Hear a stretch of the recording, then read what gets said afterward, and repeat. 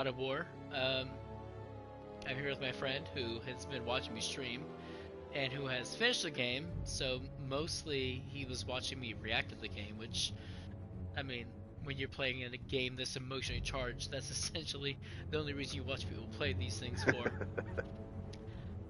Um, Hello, everyone. yeah, this is one. I'm not gonna share his name unless he wants it, but he has commented on my videos, which makes it kind of easy because there's not a lot of that going. Um, anyway, Juan's in an interesting perspective because I was obviously, I don't want to say obviously, I was somebody who fervently was on the fence of Elden Ring and God of War both deserve Game of the Year, and it really comes down to a 50-50 argument. And I had made those arguments under the guise of somebody who hadn't finished God of War, but now that I've finished God of War, I can't justify that stance anymore. Like, God of War absolutely fucking deserves Game of the Year. Even though it didn't get it. Like, I shouldn't say deserves Game of the Year, but deserved retrospect. Um, this was a fucking amazing game in every aspect that I thought it was playing like, oh, half a half here against another contender. Um,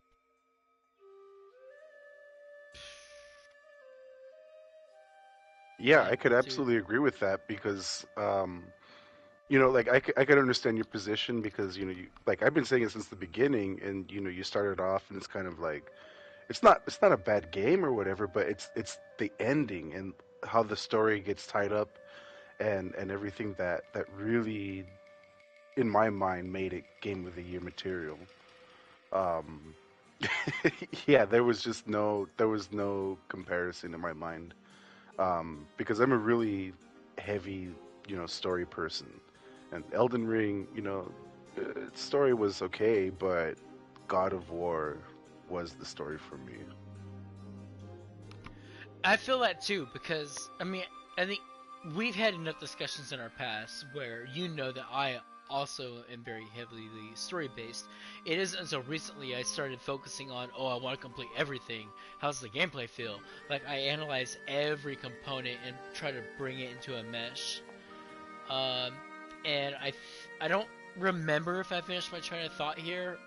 I had initially said that God of War Ragnarok, A Plague Tale Requiem, and Elden Ring were my top three contenders for Game of the Year. And I was pretty dead set on saying that Elden Ring is Game of the Year. And I had even given Narrative of the Year to A Plague Tale Requiem.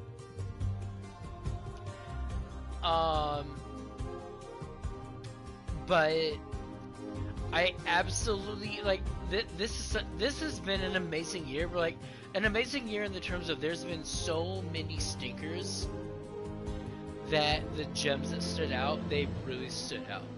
Yeah. Um, and the problem with a vote like this is not everyone's played all the Game of the Year contenders, and I feel like I'm in a pretty unique spot where I actually did play all three. Yeah. And I'll say this: I still believe that A Plague Tale Requiem has a tighter narrative than God of War. The narrative in Plague Tale is tighter. It's like when you jump into that game, you know exactly what's happening in the story. The emotions are consistent. They are literally following one after another in that game. And for the longest time, I thought that it gave A Plague Tale Requiem an edge. And to a degree, I think it still has an edge in that regard. Like, imagine if I had not. I feel like me finishing this game tonight is a culmination of me pushing ahead of you telling me not to keep going forward. If I had stopped and if Brock had not died, I would have spent maybe a day or 2 or even 3 days exploring all the realms, leveling shit up. This hit me as hard as it did because I kind of threw heed to the wall. Was like, fuck, Brock is dead.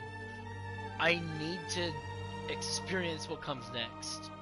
Like, I need that bit of vengeance.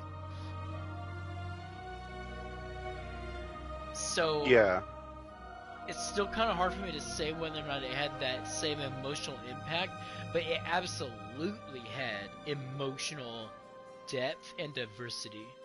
Like, you experience every single range of I'm gonna finish my thought. Every single range of emotional experience, but that ties into something that I also had critiqued God of War 4 that I actually want to take back. And it's marvelous that Santa Monica did what they did. I initially had spoken with my friend here in the past that A Plague Tale Requiem, I think, establishes a better story narrative because you are playing a character who experiences great tragedy and does not have the power to fight back in the form of, well, I can't remember her name. I love this game and I just finished it. Wow. Isn't it like Amicia or something like that? Amicia, thank you. Amicia experiences great tragedy and she doesn't necessarily have the power to fight back. She has the skill set and the mindset to, but if push comes to shove, she can't fight back. Whereas Kratos, he's allowed to give into his anger. But the thing is, I made that argument before I got halfway through this game. This was a game about punishing Kratos for getting into his anger. Like, every time he gave into rage, he was fulfilling prophecy. This was a game about Kratos learning that he just needs to let shit fucking be. So it completely shatters the argumentative narrative I had constructed on that front alone. And then the fact that it takes so many characters like Sindri, this game broke Sindri. And that's something I didn't expect. Every time you play a game, you expect the emotional weight to be carried by the main character. But Kratos is Kratos. Kratos is gonna be fucking fine, bro. He's gonna exist. He's gonna fucking murder, like, monsters of Helheim. It's gonna be another fucking Wednesday. His son is going off to college. He's bummed out about it, yeah. He raised this kid, but his kid's gonna, he knows it, he raised his kid. The thing he's not ready for is all the people who sacrificed for him who are not handling well. Like Sindri. Sindri is fucking shattered. Like, I kind of want to talk about that a little bit. So, like, he was really angry at Atreus and Kratos. oh, And dude. But, like, in my eyes, like, I think that anger was misplaced. I think he was more angry with himself since, he couldn't let his brother go the first time that he passed away. And he went to the Lake of Souls and pulled him back, but he only got 3 out of 4 pieces. He was missing the directional portion. And so when Brock died again, his soul couldn't find its way back to the Lake of Souls because it didn't have that directional portion. So there's absolutely no hope of bringing him back at all. Yeah, I believe I tapped on this during my playthrough. Actually, there was a moment it hit me that they were talking. I believe it was Atreus was talking about how he's like, is there anything we can do? And Mimir is the one who said that because Brock has already been brought back and he's missing a part of himself, there's nothing to bring back. What just died is it. Like, he's gone. And so I full-heartedly agree with what you just said. A lot of how Sindri is taking this isn't necessarily his anger at Atreus and Kratos.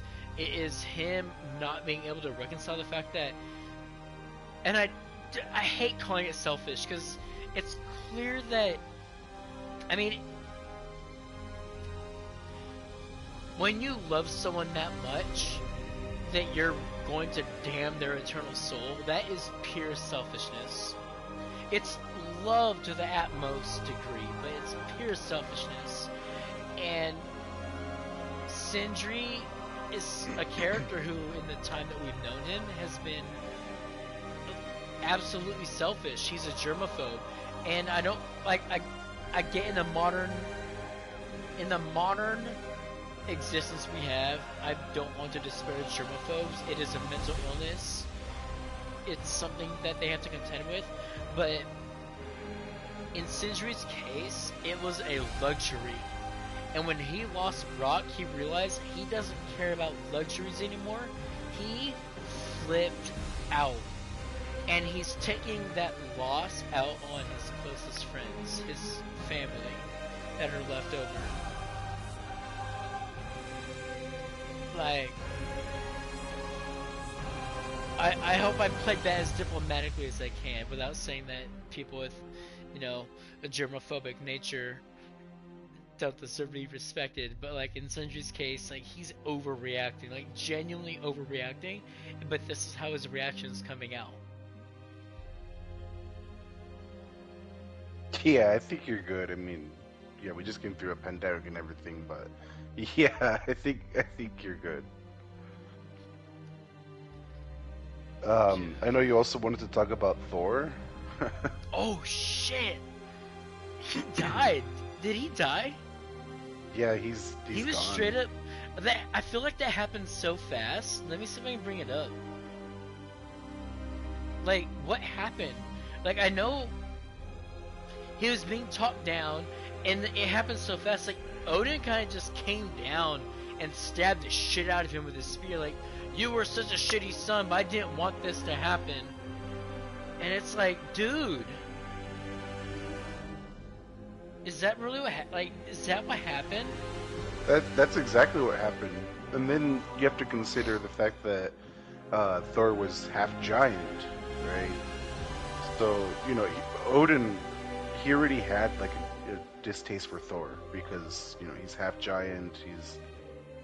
He's what he is, and he mistreated Thor his whole life. That's in the game. That's in Norse mythology. That's there. So when I saw him stab him, I mean, I was of course surprised, but I pretty much expected nothing less from someone like yeah, Odin. I believe I'm at the moment where that happens. I just rewound video, but just oh my god, dude. This is just such a I don't even want to say bleak or brutal because like those are obvious adjectives. It's just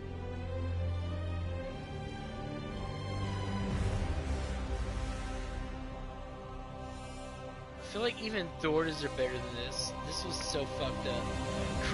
Here, I'm watching right now. Oh, I remember I ran to the restroom for this. That's what happened. Oh, what a I time! know, dude. Because I'm like, okay, I got this. And I'm like, I'm probably gonna die when I come back, but whatever. I miss this, so I'm watching now. No more. Kratos sheathes his weapon for the sake of our children. Because in my head, I'm like, alright, yeah, he's obviously gonna be like, hey, let's resolve this peacefully, bro. And then Thor puts his hammer away.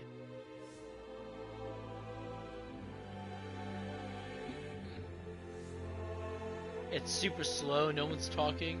Thor nods his head. Odin shows up. Why isn't he dead? Are you talking? Why are you talking? Oh no.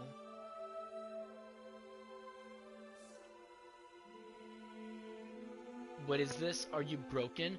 That's such a fucked up thing. I was back watching when this part happened, but Odin's like, "What's wrong with you? Are you broken?" Like talking to him like, "Are you stupid? Does your brain Yeah, not work?" Like what a dick, dude. I am your father. Take the hammer. Fuck this guy. And kill who I tell you to kill. Odin is such a dick. Like, I hate to say that he's a character that reminds me of myself. Dude, he's whipped that spear out so fucking fast. I'm not gonna deny it though. I'll say this. I feel like we should talk a little bit about this. Odin. I absolutely loved his character. This was the most perfect, desperate, not trying to be evil, but is evil villain I've ever fucking encountered. Like, even in the end, when he's like essentially begging Atreus not to suck his soul out, Odin, all I could get from Odin, like, I didn't feel any of his malevolence. I didn't feel like he was trying to manipulate him in the end. He was so fucking desperate that he showed his true colors, and those colors were pure desperation. Yeah, I mean, I think the game explains that brilliantly because this is the man who's scared of uh, the next part of like after he dies, what happens, and everything that he's done is to answer that burning question in his mind, and it doesn't matter what it takes. Everybody and everything is just a pawn in his game to understand what the hell is going to happen to him after he dies. I And might get, I might get deleted for this. I don't know how YouTube's algorithm works, but I need to say this. I feel like a huge reason for why I sympathize so much with Odin's perspective is I feel like he is a scientist after my own heart. There is not a day that goes by, like, and I'm not emo. I want to say this right up. I'm not depressed. I'm not suicidal. None of them. But there is not a day that goes by where I don't think, what will happen if I kill myself? What is the next experience of this experience?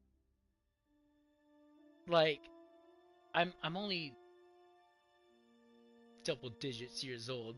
I'm not gonna say that for the camera, but the point is, like, I'm halfway through my life, and I've been thinking about these questions since 10 years ago, and I'm still thinking about these questions 10 years later. Like, I would love to know what comes next. If anything comes next. Is it just darkness? Like there's no religious drive behind my questions. There's nothing spiritual about it. It is a purely scientific, if I kill myself, what happens afterward? And so Odin's pure obsession with this, he's in a setting where he can actually explore that curiosity without killing himself. What comes next? Like, Odin is such an amazing character for people like me because, like, obviously he's a fucking monster. He's a dickhead. The way he uses people is fucked. But he's so sympathetic because when you've crossed that line of curiosity, it's like it'll drive you over the edge. Like, it will drive you over the fucking edge trying to ask yourself certain questions. And at a certain point, but you need to just ask or say, fuck it, I'll find out eventually, but not today. He never stopped to say that. I just want to add that, to be fair, I think what he was chasing after, it might even be a red herring.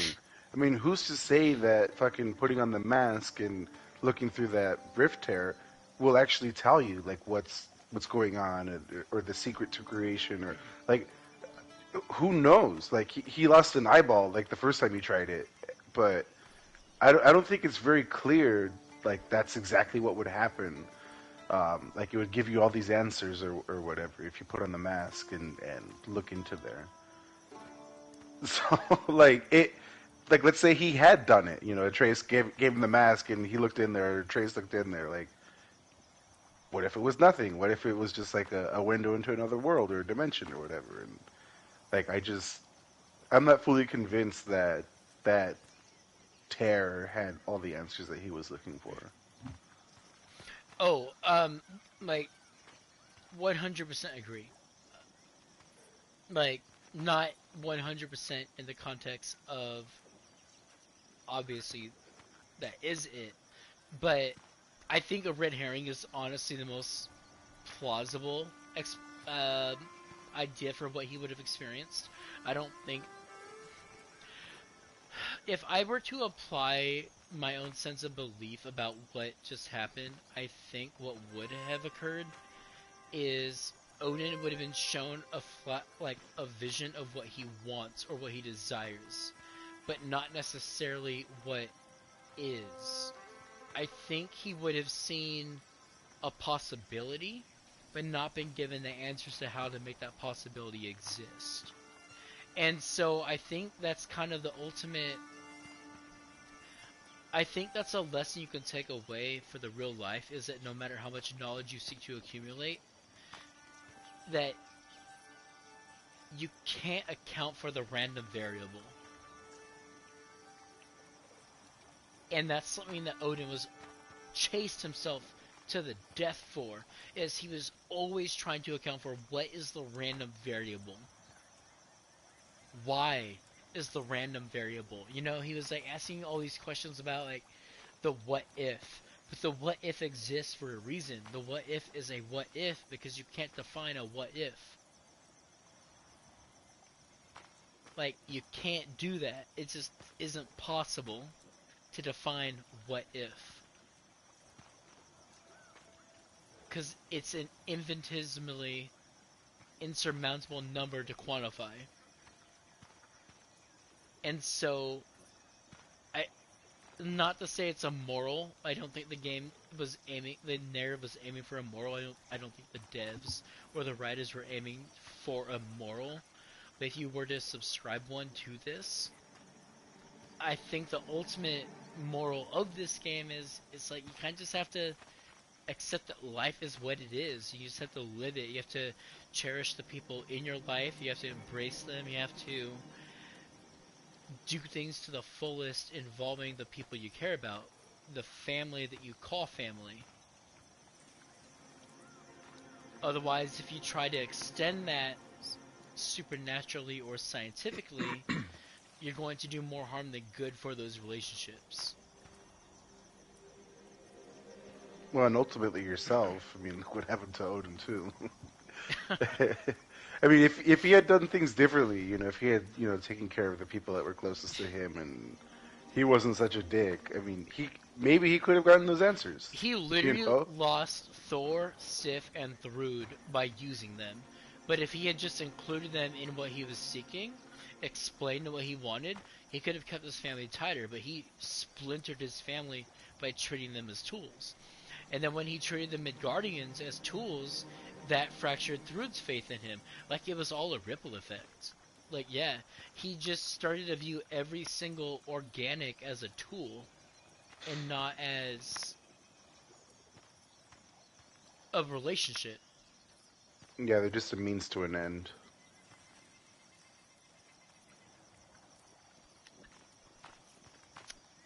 And I I'm so glad that fucking that Sindri destroyed his marble. That was amazing. That was like one of the best fucking moments is everyone's debating. Like, it was getting so dramatic. They even did the same shit in World of Warcraft with Arthas' soul.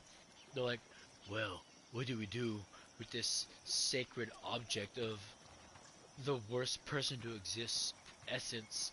Sindri comes in like, fuck this shit. Die, motherfucker! Like, Boom. Now he you like, know. he's like, Now you know. how's this knife to the fucking heart, bitch? Like, dude, he blew his ass up. So I Which, guess, well, ultimately he got whatever answers he's looking for because now he knows.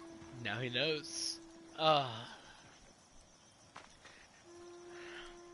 well, I think this has been a pretty good conversation. I have enjoyed it. I think this is some fun. These were some fun thoughts that we captured. Juan, thanks for hanging out for the chat. Cheers. Oh man,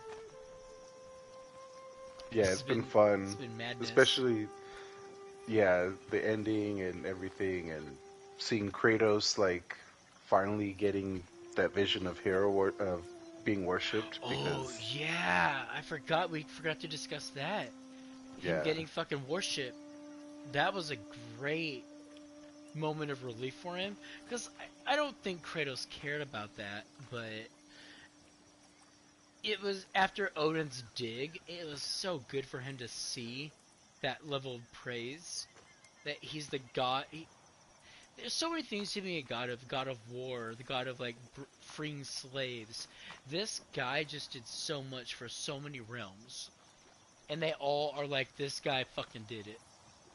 It wasn't Tyr, the true god of war. It was this guy, this Greek foreign bastard, Yeah. and he Yeah. fucking saved him. Yeah, it was nice. It was like what a change in character because, at first like, in the first games, like he didn't give a shit about being a god really. Like he was just like, ah, It was fuck a it, means to whatever. the end. Yeah, like he ultimately wanted his revenge and he would do anything in his power to get that revenge and damn be the people. But you can see that character development, that growth, where he doesn't want to fight everything, he doesn't want to kill everybody, and He and stops so many times in this game when he's about to kill something. He just stops. Like I can. He's like, I have your life in my hands right now. What happens next will be your decision. He does that so many fucking times in this game. He lets people choose whether or not they die at his hand. Because he knows he's gonna fucking kill him. But he's letting them choose to walk away.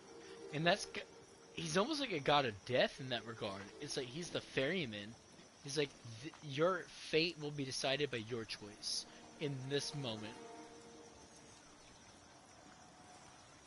and then too, like he does things like for the betterment of the realm. Like for well, you played it a little bit differently than I did, but in my playthrough, when he freed the Hafgufa, the jellyfish, um, I was with Atreus, and he said like, yeah, like Atreus was questioning him the whole time, like, why are you doing this? Like, I Why don't are you get it. Like, helping? if I don't you're, believe it. yeah, like if you're scared that I'm gonna run away, like you don't have to worry about that. And Mimir was pretty much like, dude, like he just wants to spend time with you. And I saw those cutscenes actually on YouTube. yeah, yeah, and then just seeing like how he brought music back to the desert, brought hope back to Alfheim and all that, and now there's all these little baby Hafgufas out there, and like he just did things like to like because they're good. It's Yeah, nice seeing something like that from someone like he was like, Kratos. yeah, oh no, yeah, straight up. Like that's, man, you're making me regret doing all that side exploration with fucking Freya, and now I'm stuck with fucking Freya. Great, god damn it. It's all Ah, good. I mean, yeah, it's a bummer though.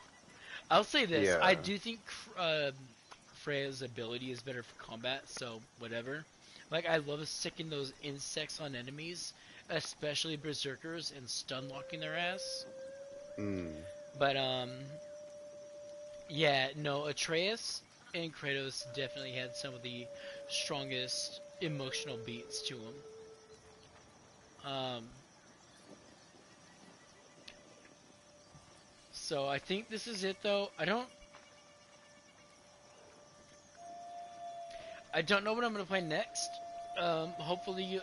I know you tuned in a lot for this because you had played the game, but hopefully whatever I end up streaming on console next, I'll have you along because I enjoyed the conversation that we always get into. Yeah, cheers, man. I look forward to it. Well, that has been God of War Ragnarok. This is the conclusion. This is the experience. This is the first fucking credits I've ever sat through, and yeah, I had a conversation through it, but I was straight up going to sit through the entire length of cutscene credits because this game deserves it.